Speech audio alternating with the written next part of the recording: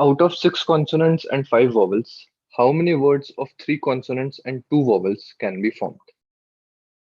Now we have 6 consonants and 5 vowels, and we have to make words of 3 consonants and 2 vowels.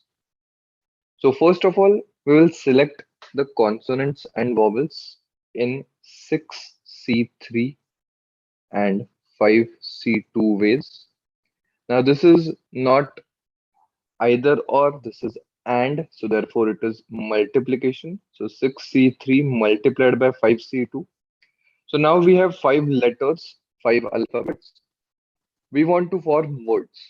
That means we have to arrange them. So therefore they will be arranged in 5 factorial ways. So this calculation needs to be done. So 6C3, that is 6 into 5 into 4, divided by 3 factorial, that is 6 into 5C2, that is 5 into 4 divided by 2, into 5 factorial, that is 120. So 6 gets cancelled out, 2 twos are 4. So we have here 5 fours are 20 into 5 twos are 10 into 120.